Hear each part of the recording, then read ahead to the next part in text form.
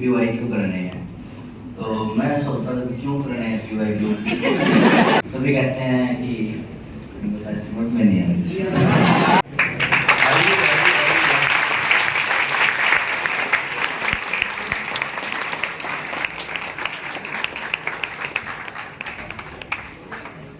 अजय बाबू class से पहले ही आ गए थे, हमने क्लास से पहले खूब बात की थी।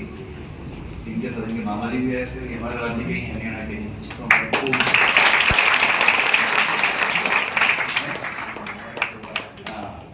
हम तो हरियाणा में बात करते हैं आपस में।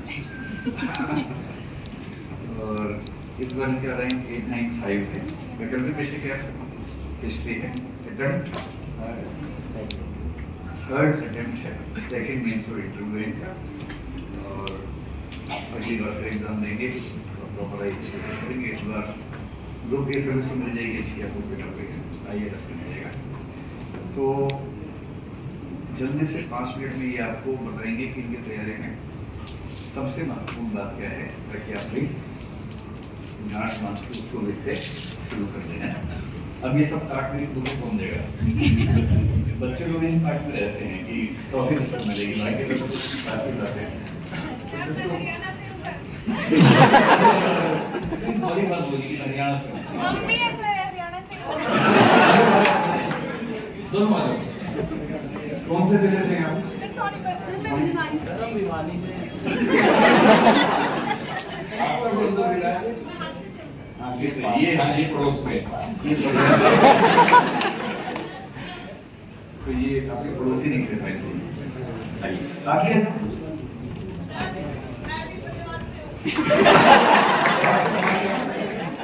ये तो पड़ोस, अब पता लगे आगे चल के चाचा की बेटी निकली है।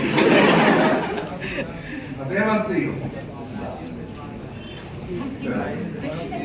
तीन हरियाणवी लोग, एक हरियाणवी को हरियाणा के साथ उससे रुके नहीं। जी जी, तीनों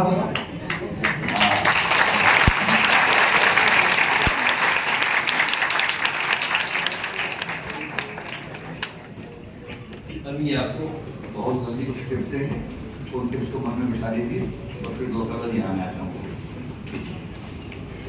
पहले तो आप सभी का बहुत बहुत धन्यवाद और सर का भी बहुत बहुत धन्यवाद, इन्होंने मेरी इस जर्नी में इतना योगदान दिया। मेरा ये 3rd अटेम्प्ट है और पहले अटेम्प्ट में मैं परी में फेल हो गया था, क्योंकि स्टार्टिंग से ही था कि UPSC करना है, लेकिन कैसे करना है क्या करना है वो पता नहीं होता, हमें लग जाते हैं बस में, तो मैं परी में फेल हो गया। सभी कहते हैं कि उनको शायद समझ में नहीं आ रही। पंजाबी बोल के गया, हरियाणा में तो क्या है ना, खाना कर देना, करना है, खाना है, पीना तो पहला टिप्स तो ये था कि सभी कहते थे कि पीवाई क्यों करने हैं, तो मैं सोचता था कि क्यों करने हैं पीवाई क्यों। मतलब मैं ये होता कि जो क्वेश्चन आ चुका है वो थोड़ी ना रिपीट होगा, तो क्यों करें पीवाई। तो नहीं किए तो उसका रिजल्ट फिर आया, फिर इसमें बहुत ही बुरे तरीके से मैं फेल हुआ, दोनों में फेल हुआ, CSET में और GS में। फिर मेरे पास टाइम था कि अब देखता हूँ पीवाई का क्या होते हैं।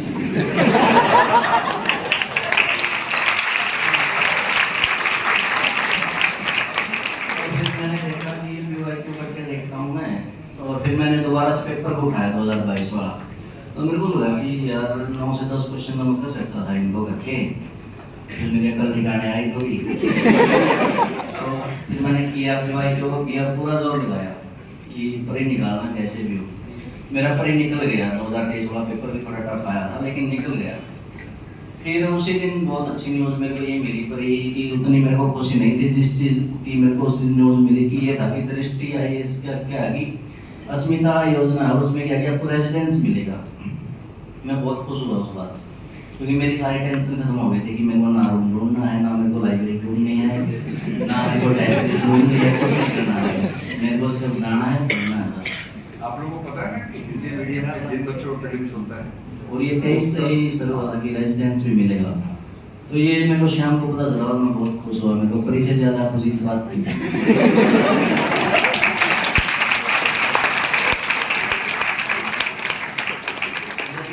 परी तो हो गया था, मेंस यहाँ आकर देखा मैंने खड़े हो गए, मेरे मेंस भी है।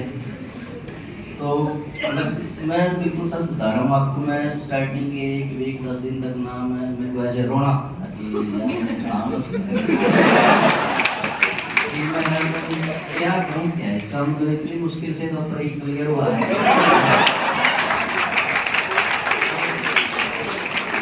तो ये भी ना कि 23 वाला पर इतना डिफिकल्ट आया, 24 वाला पता नहीं क्या होगा।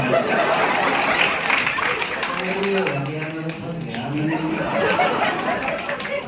लेकिन मैंने देखो मैं यहाँ आता हूँ, इसका मतलब ये नहीं कि मैं यहाँ की तारीफ कर रहा हूँ, जो सच है वो सच है। मैं अस्मिता की लाइब्रेरी में बैठा, मैंने पढ़ा, जो टेस्ट लिखी, मेरी राइटिंग स्पीड थोड़ी ठीक थी लेकिन राइटिंग खराब थी।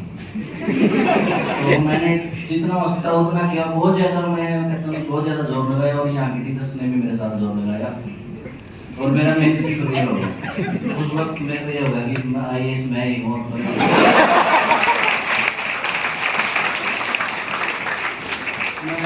इंटरव्यू और भी जरूरत है, इंटरव्यू के मेरे मार्क्स थे 182, बहुत मतलब अच्छे मार्क्स थे। IAS मैं ही और कोई नहीं। लेकिन जब रिजल्ट आया तो फिर मेरे को लगा कि दोबारा फंस गया।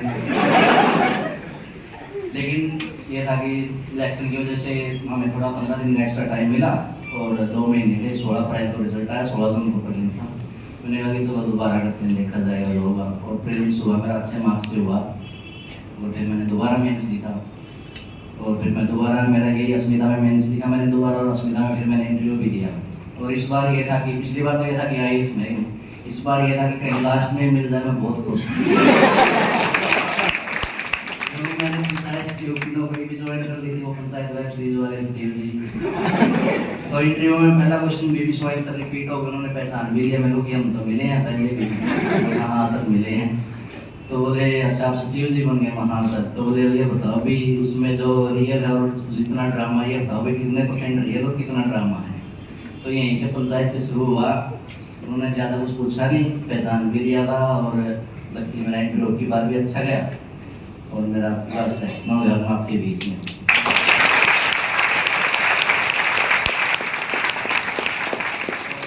मैं बस ये कंक्लूड करूँगा और सच से एक ही बात बोलूँगा मैं कि मैं ग्रामीण परिस्थिति से हूँ और पता नहीं कितने बच्चे बस ये सोच के तैयारी कर रहे कि परी निकल जाए आगे तो दृष्टि की अस्मिता है। इस बात को आप हमेशा ध्यान में रखें और इसको जारी रखें सर, ये मेरी स्ट्रॉन्ग रिक्वेस्ट है।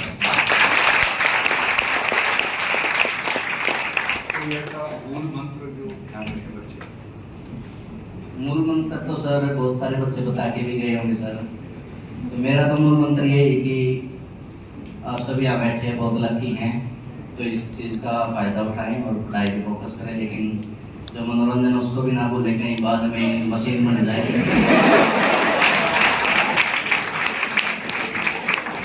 उसको भी ना भूलें कि सिलेक्शन होने के बाद आपको ऐसे लगे कि ये लोग क्या ड्रामा कर रहे हैं, ऐसा कुछ तो हुआ ही नहीं।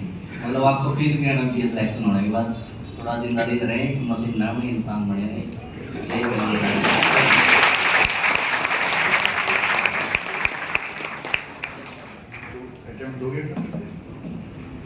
तो फिर आपकी 2 भूमिकाएं, एक तो बधाई देनी और एक शुभकामनाएं।